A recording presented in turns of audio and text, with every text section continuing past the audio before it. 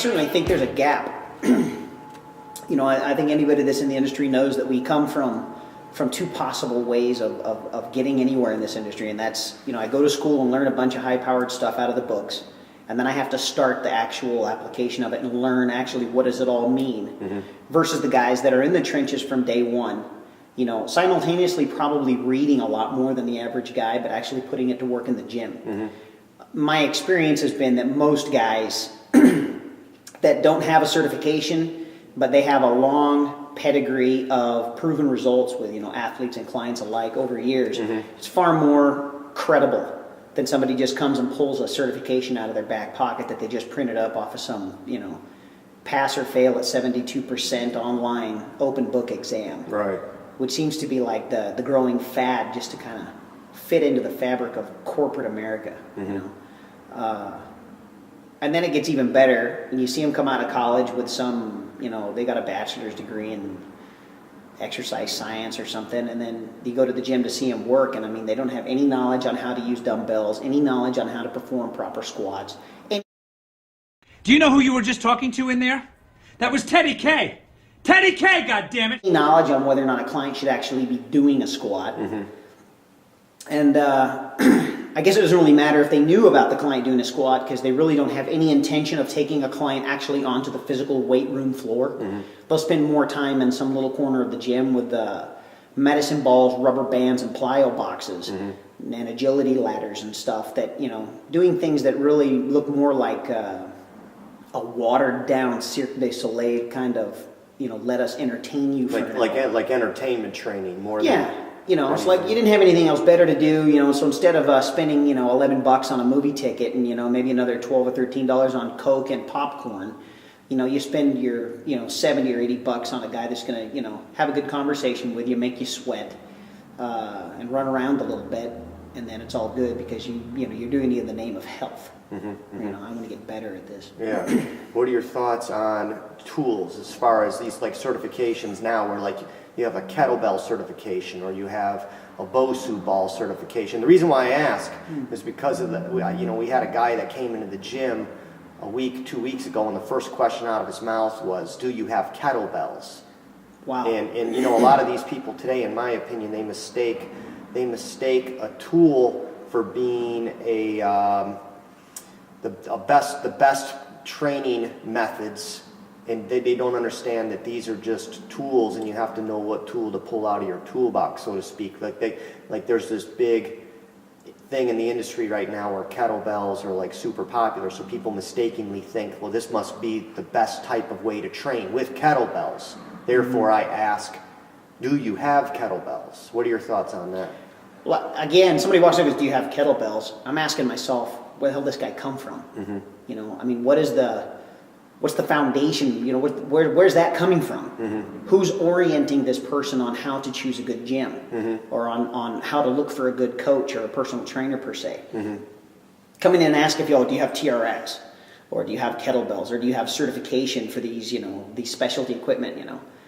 And it seems like they're spending more time reading Muscle Magazine and looking at what's going on in the big gym at their membership, so that when they go to a small gym that really actually just does what's necessary, no need to think outside the box, because what was in the box to begin with actually really works and has created like decades and decades and decades of results. And just because it's I'm certified seems to be that's like the staple, the cornerstone statement. I have a certification on the Bosu ball.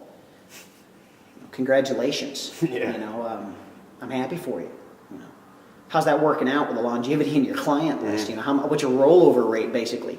Because people will eventually, regardless of how entertaining a workout might appear to be, or how much they say they really like being around you and actually paying you $80, $90 an hour to hang around you for an hour. I mean, you're not a prostitute. You're not getting these guys off. They're there to get results.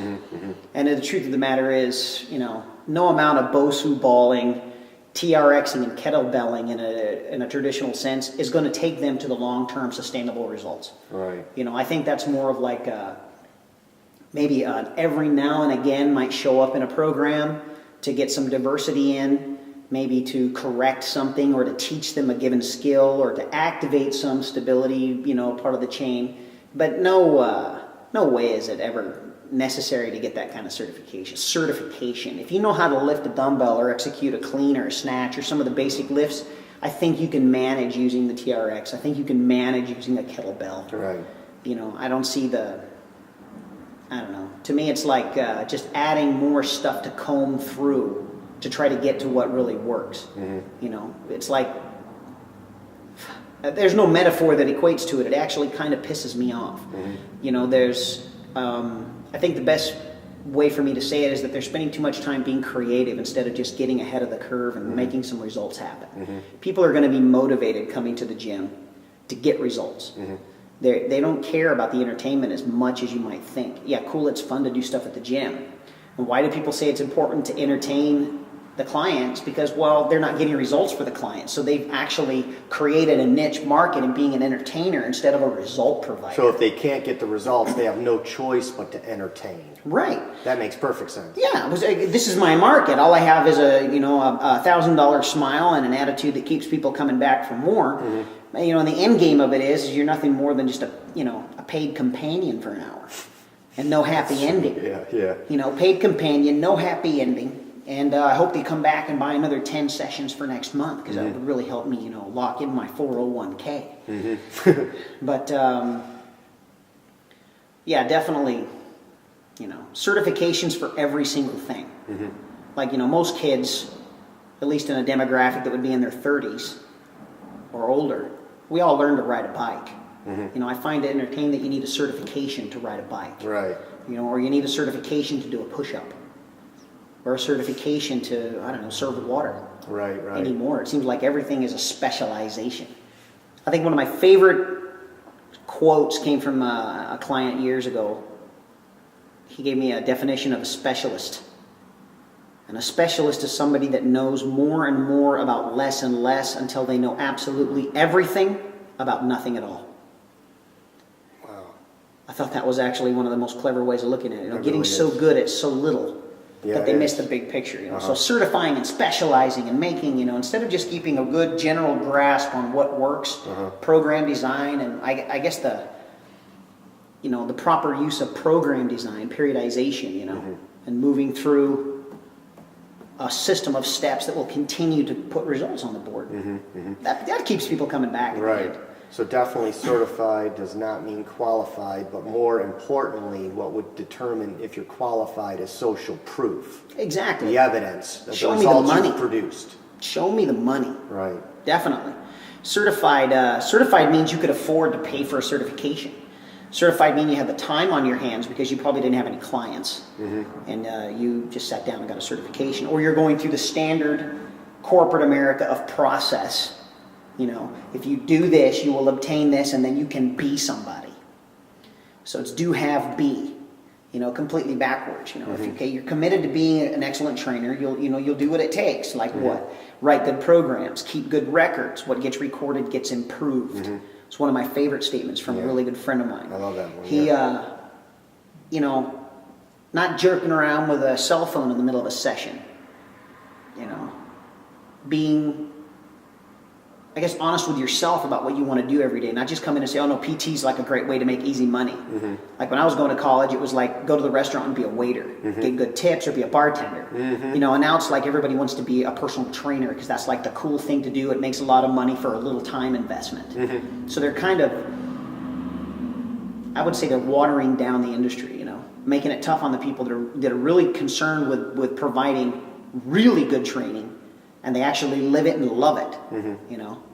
I don't see, as long as they keep justifying all these super certifications and rubber bands and all this other BS, it's going to keep being the way it is, until people can get back to the real deal. But in some ways, would you say that actually helps you? Because if all that's going on and all these other people, they don't have the filter to know what they should be doing, and they do these nonsense certifications because they think it's cutting edge because it's the new trend. That just makes you that much better because you have better resources, so then you provide better program design, and so then you provide results. So that just differentiates you from them. So in some ways, it's actually a good thing for you. Well, yeah, I think it's a double-edged sword too, and it just depends on which way the sword's swinging.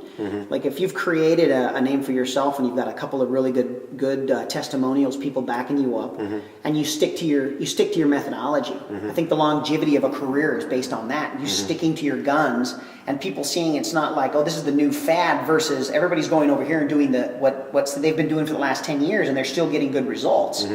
So it's like, oh, do I want to go to the new fad workout, or do I want to go to the guy that's been doing it forever? Yeah, it makes me look good that these guys do Mickey Mouse routines. It makes me look good, but it's not just about me. There's an industry of people out there. And it's like, like if Ford goes out and makes some shitty car that, the brakes are going out and people are dying. Well, sure, it makes Chevy look good, but fuck, people are dying in Fords. That's the problem. So it's not so much about my program being a better program or your program being a better program. It's about the poor sap who thinks he's got the right information, who's going out and writing a program, and someone else is putting their health in that person's hands. And their hard-earned money. And hard-earned money, right. So, yeah, it makes us look good as individuals, but as an industry, I think it's a big black mark. That was Teddy K. Teddy K, goddammit!